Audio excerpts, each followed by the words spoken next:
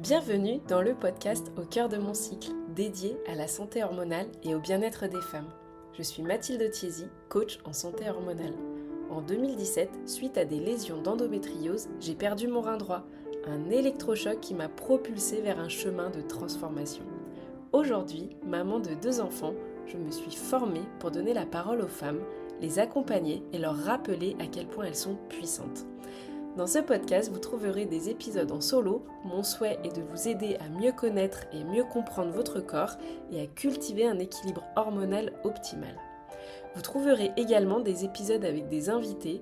Des experts partageront leurs connaissances sur divers sujets liés à la santé hormonale et au bien-être féminin, de la gestion du stress à l'alimentation, en passant par le mouvement et la spiritualité.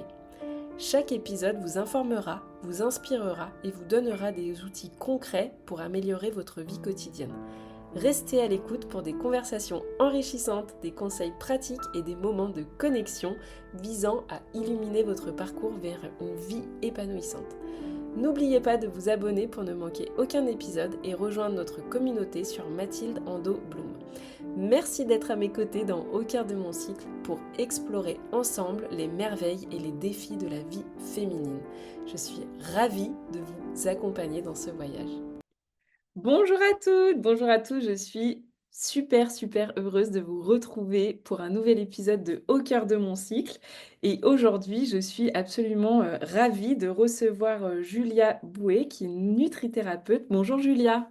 Salut! Je suis Je suis enchantée. vraiment... Merci d'avoir accepté mon invitation. Je suis trop contente parce qu'on va parler d'un sujet qu'on connaît peut-être pas trop et pourtant qui nous concerne, on va dire, un petit peu toutes, hein. On va parler de stress, de système nerveux, voilà, de façon assez simplifiée. Alors écoute Julia, avant qu'on commence vraiment à rentrer dans le vif du sujet, est-ce que tu peux, s'il te plaît, te présenter, nous parler un peu de toi, ton histoire, ton parcours et nous dire un peu pourquoi tu fais ce que tu fais, s'il te plaît.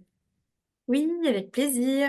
Donc voilà, Julia, je suis nutrithérapeute et spécialiste du test HTMA. Donc Ah, formidable. tu connais bien l'analyse des minéraux contenus dans nos cheveux et j'ai une passion particulière pour le système nerveux.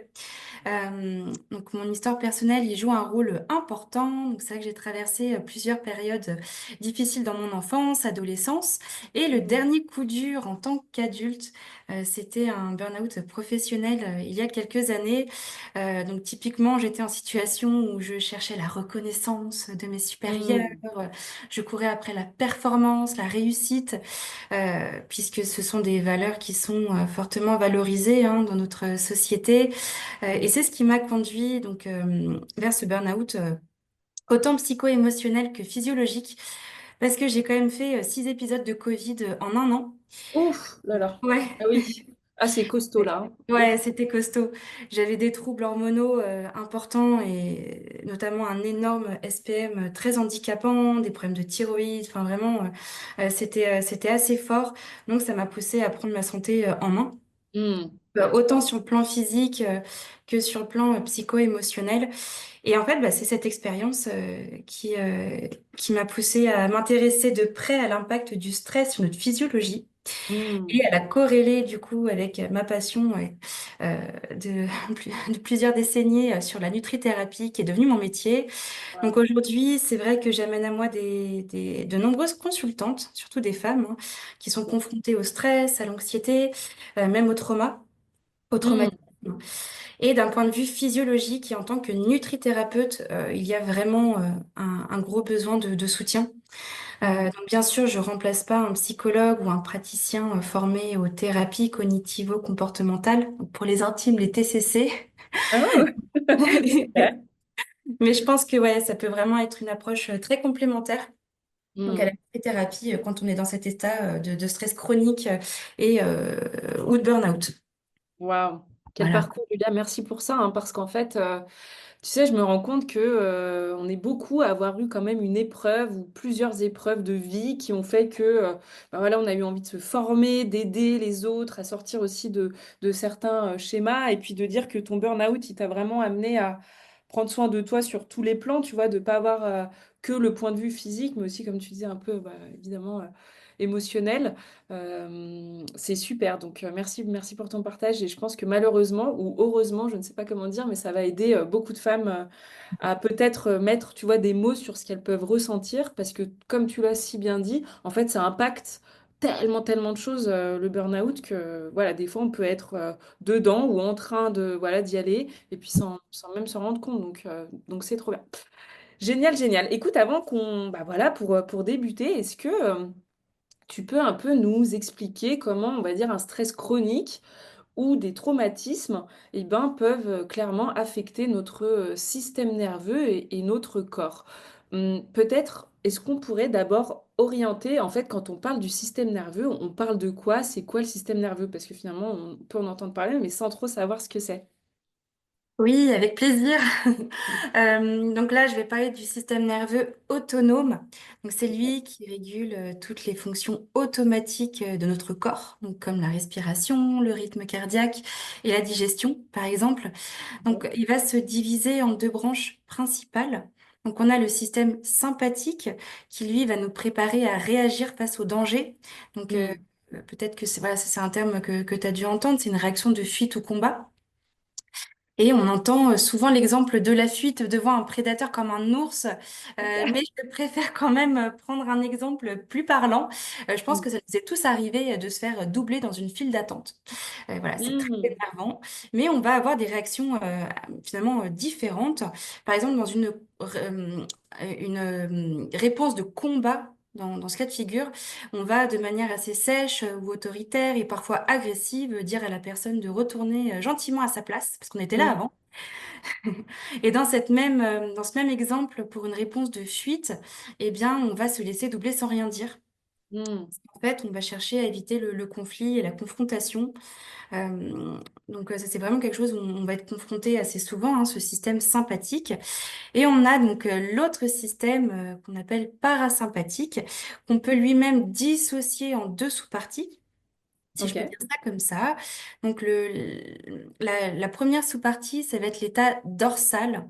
Donc c'est cet état-là que les personnes qui traversent un stress chronique, un épuisement ou un burn-out, enfin, elles vont être dans cet état-là. Et typiquement, la personne va avoir du mal à se lever le matin, va ressentir beaucoup de fatigue, va chercher l'isolement. Donc ça, Hmm. c'est quand on est dans cet état-là, c'est compliqué à vivre. Et le deuxième état, par contre, il est beaucoup plus agréable puisque c'est l'état ventral. Donc lui, il va favoriser la détente et la récupération.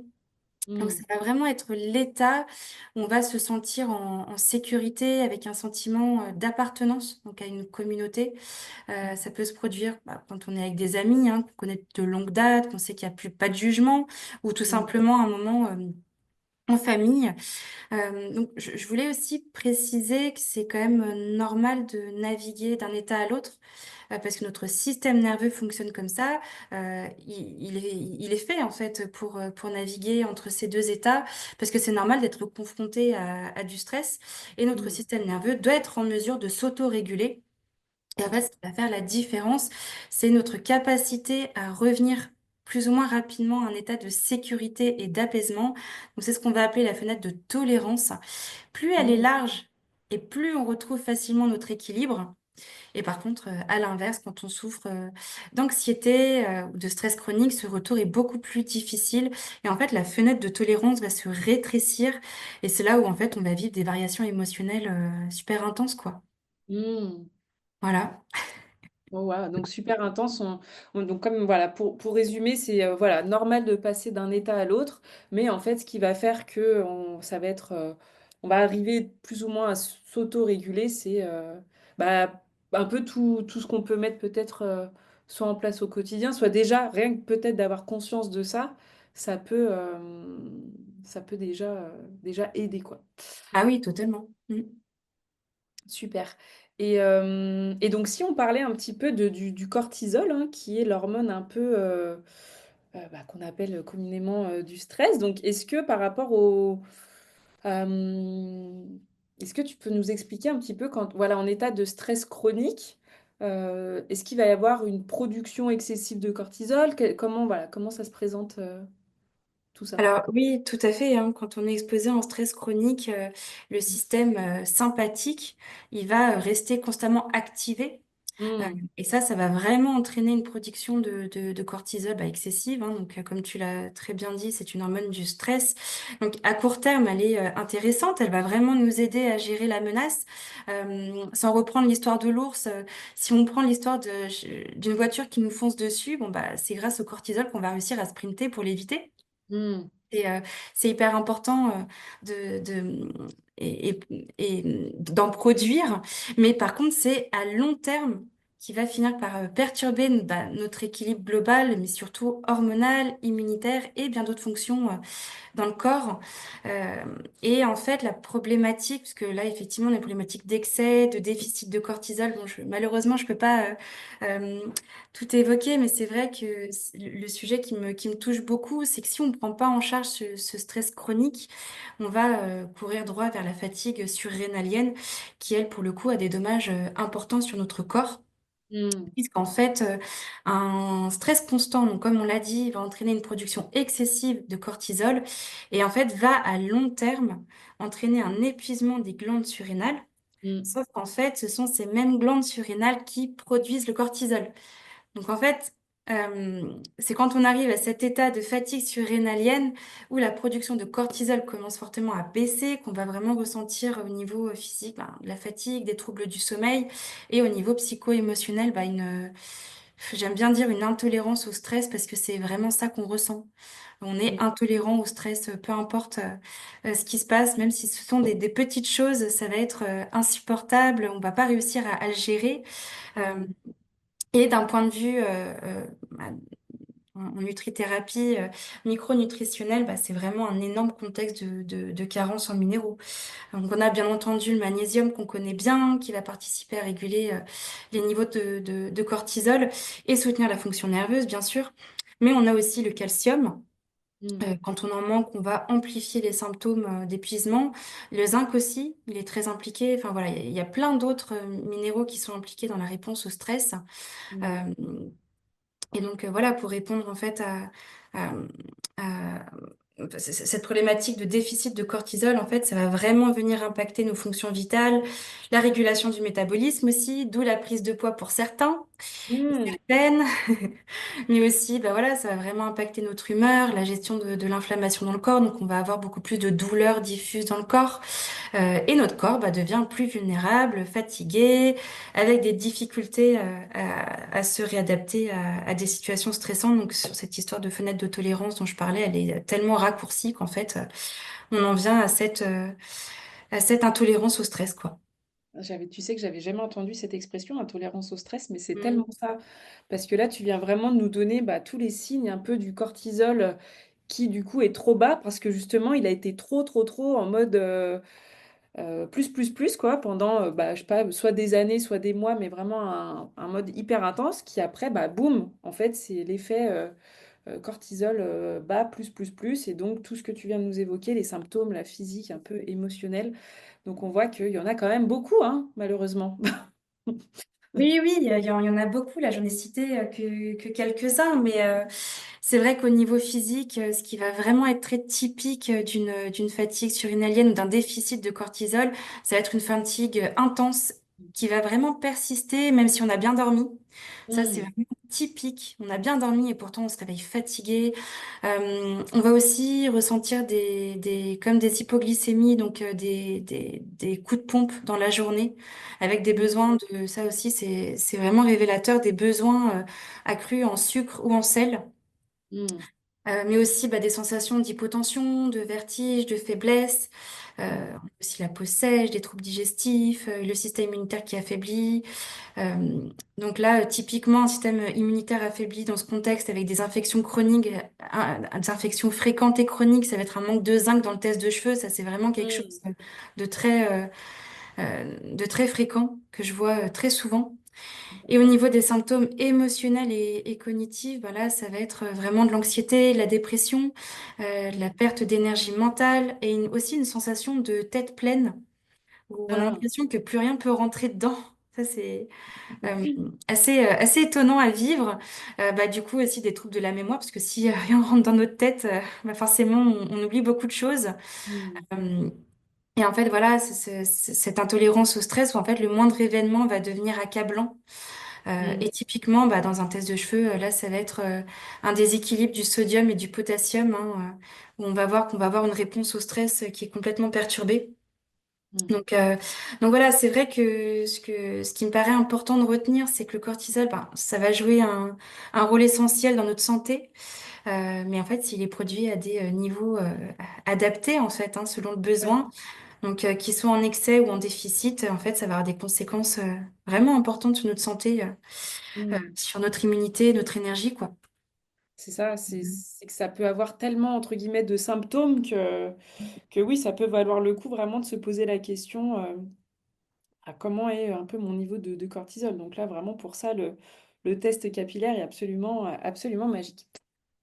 Julia, est-ce que tu peux nous expliquer un peu le mécanisme en fait en cas de stress chronique, hein? Tu sais, le stress chronique, ça peut être aussi un peu le quotidien dans lequel on est, hein, en mode métro boulot dodo, hein, qui peut en fait venir perturber l'équilibre hormonal parce que en fait le cortisol, donc l'hormone du stress, va avoir un impact sur eh bien presque toutes les autres hormones. Donc, est-ce qu'on peut un peu parler de ça, s'il te plaît, de ce mécanisme-là? Oui, carrément. Donc, pour parler de ce mécanisme, il faut qu'on parle de la prégnénolone, qui est l'hormone mère qui est fabriquée à partir du cholestérol. Pourquoi elle est hormone mère? Parce qu'en fait, elle va participer à la production d'hormones essentielles. Donc, pour citer les plus connues, on a la progestérone, la testostérone, les oestrogènes et le cortisol, hein, le fameux. Euh, donc on le comprend, hein, c'est vraiment cette hormone mère qui est nécessaire à notre santé hormonale et qui participe, bien entendu, à un bien-être global. Et en fait, en cas de stress chronique, en fait, le corps, c'est là où c'est assez fou quand même, il va vraiment prioriser les fonctions de défense pour assurer sa survie Mm. au détriment de la régénération du corps ou de certaines autres fonctions du corps qu'il va considérer comme étant secondaires, hein, par rapport à notre survie.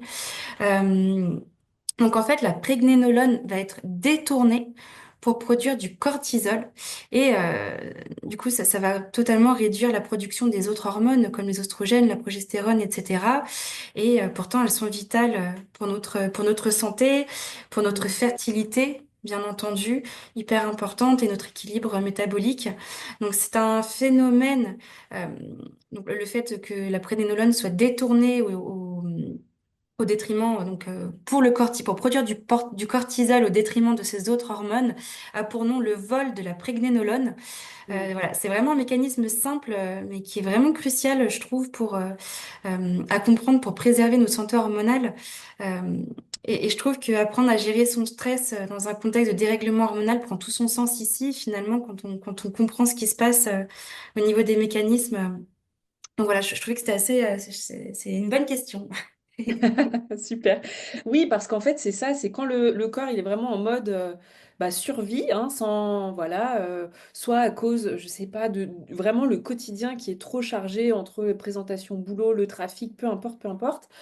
C'est ça, c'est qu'en fait, il se peut qu'il y ait des dérèglements, en fait, même au niveau du cycle, hein, tout simplement. Pourquoi? Parce que, eh bien, là, le corps, comme tu l'as très bien dit, il est en mode un peu survie, puis il va pas prioriser, en fait, l'ovulation, avoir un cycle sain, ça va pas être la priorité du tout du corps, quoi. Donc, c'est hyper intéressant de le rappeler, puis hyper intéressant voilà, d'essayer de voir dans quel état un petit peu on est en fait, hein, tout simplement.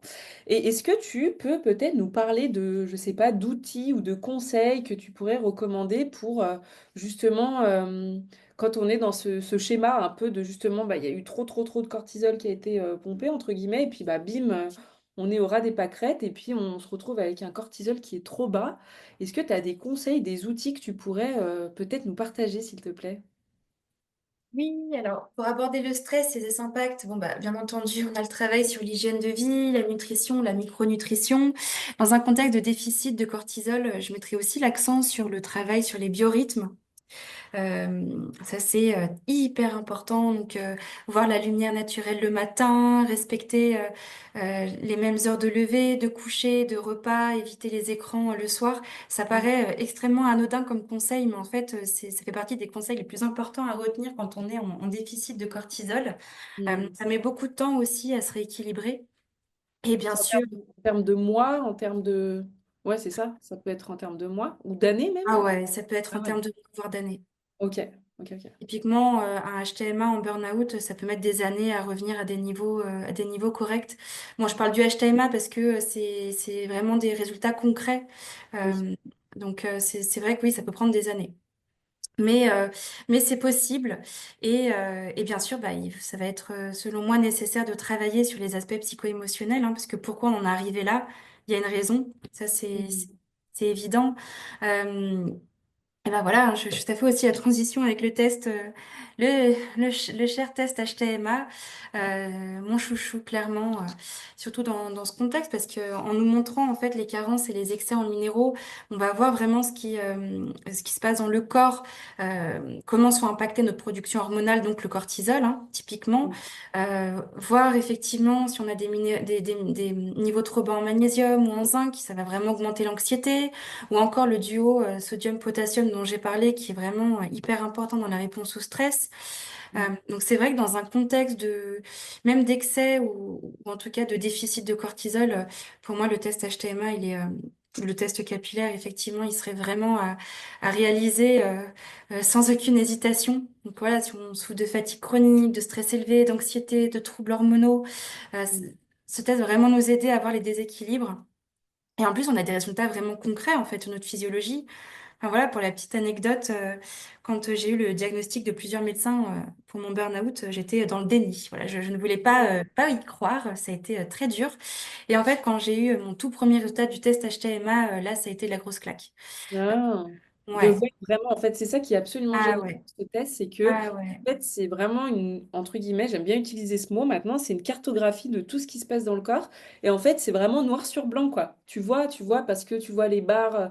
Enfin voilà, je sais pas si la plupart des femmes qui nous écoutent, elles ont déjà vu à quoi ça ressemblait des résultats de tests HTMA, mais effectivement, il n'y a pas de doute possible, en fait. Alors après, Ah bien oui, sûr, oui. faire attention sur l'interprétation, parce que des fois, il y a des voilà, ça apparaît haut, mais en fait, c'est perdu, etc. Bon, ça, après, c'est voilà, être bien accompagné par des personnes comme Julia qui sont extrêmement compétentes sur ce test, c'est primordial pour une bonne interprétation. Mais oui, je vois très bien ce que tu veux dire sur... un peu comme moi, finalement, quand j'ai fait mon premier test HTMA, j'étais encore en mode postpartum, tu vois. Enfin, je crois que c'était dans la première ou un an et demi après avoir eu mon deuxième enfant. En fait, j'avais des carences, mais si tu veux, bah, en fait, ça me paraissait presque normal, alors qu'il y a plein de choses à faire, même en contexte comme ça. Et donc, de l'avoir vu, toi, noir sur blanc, tu étais en mode carencé, plus le... Parce que oui, tu as fait ton test, tu connaissais déjà un peu toute l'interprétation et tout, donc tu as pu voir de toi-même, quoi. Exactement. Ah oui, oui. Ah oui, oui, ça a été une grosse claque. Et encore aujourd'hui, j'ai jamais trouvé un HTMA aussi carencé que le mien. Je Ok. suis la pépite. C'est super. Tu vois là, au moins, Ouais, tu peux auto... bah oui, complètement. Et puis non, c'est vrai que ça m'a été extrêmement utile. Et puis aujourd'hui, enfin, je pense que sans cet outil-là, c'est sûr que j'irais mieux, mais c'est sûr que ce serait pas aussi rapide. Ah, c'est ça. Là, je me sens quand même beaucoup mieux sur tous les plans c'est en grande partie grâce à ça parce que on a vraiment des axes de travail ultra concrets, quoi. Bah voilà, tu t'es en déséquilibre sur des minéraux, bah, tu sais ce qu'il faut travailler dans l'alimentation, parfois faire appel à un coup de pouce en complémentation, enfin c'est Mhm. hyper concret, quoi. Donc vraiment, voilà, je peux que le préconiser, ça, de toute façon j'en suis tellement fan, je sais que toi aussi, on est vraiment vive le HTMA, c'est... Bah oui, Ouais. bah oui, c'est d'ailleurs fou parce que tu dis en fait, rien en recevant les tests d'un test, les résultats d'un test HTMA, donc d'un test capillaire, tu peux voir direct presque les priorités, tu vois, mettre en place, quoi. Donc, Mm. ouais, non, c'est absolument, absolument magique.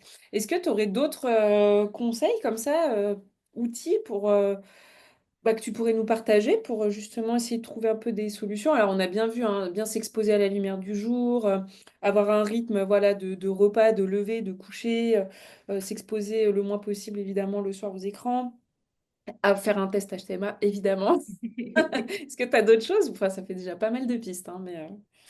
Eh bien, Après, sans rentrer dans la répétition, mais on le sait, mais dans un contexte comme ça, je pense que se faire accompagner, c'est quelque chose, bah, voilà, qui me paraît nécessaire parce qu'en fait, on peut pas, parfois, on peut pas s'en sortir tout seul, hein. Moi-même, je me suis fait accompagner en tant que professionnelle. euh, par une autre nutrithérapeute parce que enfin voilà, il faut avoir une aide extérieure. Je trouve que ça m'a vraiment aidé d'avoir une aide extérieure. Mm. Euh, et bien sûr, sur le travail psycho-émotionnel, Mm. moi, j'ai essayé plein de choses qui m'ont été extrêmement bénéfiques, mais je pense que j'aimerais surtout terminer sur un conseil plutôt qu'un dernier outil. C'est que si on se retrouve en état de fatigue surrénalienne, euh, et si on veut vraiment que les choses changent, hein, ce qui est quand même souvent le cas, en fait, c'est primordial d'identifier la cause. Et Mm. malheureusement, parfois, ça demande un changement radical, un changement de vie qui est radical. Parce que quand on en vient à là, c'est quand même il y a quelque chose de fort dans notre vie qui se passe pas, qui est pas Mm. aligné avec nous-mêmes. Donc, je sais pas, hein, ça peut être un conjoint toxique, ça peut être subir du harcèlement au travail. Et bien entendu, bah, c'est des situations très difficiles à quitter, hein. Mm. Ou C'est pas rien être que ces bien deux dans son logement, exemples-là. donc tu vois, déménager. Enfin, après, là, évidemment, ce Bah sont voilà. qui peuvent être un peu perçus comme extrêmes, mais qui, oui, en fait, d'aller voir un peu, d'aller comprendre, entre guillemets, la cause. Et puis aussi, tu sais, je pense, de mettre en place, tu sais, au quotidien, soit, je sais pas si tu connais l'EFT, tu sais, Oui. l'Emotional Freedom Technique. Ça, c'est une chose, en fait. Alors, on peut très bien ne pas y croire, quand même essayer une session juste de 5 minutes qu'on peut trouver sur YouTube et voir, en fait, les effets bénéfiques, mais immédiats sur une situation qui nous a, je sais pas, échauffé sur un truc qu'on n'arrive pas voilà, à avancer. Ça peut déjà être un outil. Aussi vraiment tout ce qui va être breathwork, tu vois, travailler sur la respiration, être vraiment en mode, allez, j'y vais vraiment avec l'intention de faire sortir bah, tout ce que je veux plus garder dans mon corps, ou même par le Reiki, ou même par... Enfin voilà, il y a quand même plusieurs outils qu'on peut avoir à notre disposition, mais comme tu dis, la priorité, entre guillemets, ça va être de trouver, mais en fait, qu'est-ce qui fait qu'aujourd'hui, je suis dans cet état-là, quoi. Donc super. Franchement, Julia, merci. Tu nous as partagé tellement, tellement de trucs, mais tellement d'infos, tellement de... C'est une masterclass, encore une fois, c'est magnifique. Écoute, je ne sais pas si tu veux rajouter quelque chose avant que bah, justement tu nous parles de toi, tes accompagnements, ce que tu fais, la formation, tout ça, tout ça. Euh, c'est le moment voilà, de tout mettre en avant et d'expliquer. Moi, je mettrai bien sûr les liens dans la description sur comment te retrouver, faire appel à toi. Mais voilà, si tu peux nous expliquer un petit peu ce que tu proposes. Oui, eh bien, merci. Donc, bah, je propose des accompagnements en nutrithérapie avec une consultation unique ou alors des packs d'accompagnement avec le test HTMA. Donc, voilà, il y a différents packs pour répondre à tous les goûts. Et donc, bah, par rapport à la formation, merci d'en parler. Donc, si vous êtes un professionnel de santé de la nutrition, j'organise avec mon amie et consoeur Tiffany une formation sur les tests de cheveux HTMA. Mm. Donc, elle va démarrer au mois de mars et nous allons bientôt communiquer sur notre prochain webinaire d'information, donc qui devrait avoir lieu le 26 février. Super. Voilà. Génial. Bah, en tout cas, vous retrouvez toutes les infos dans la description de ce podcast. Oui, Et c'est vrai vraiment, que Julia, merci, merci. Là, cette formation, elle va être pépite. Moi, je vais y participer. Je l'attends avec beaucoup d'impatience parce que oui, voilà, c'est la première formation vraiment dédiée à ce test, donc au test HTMA, au test capillaire, qui est en français, qui va être hyper riche, hyper complète, avec bah, deux expertes hein, du sujet.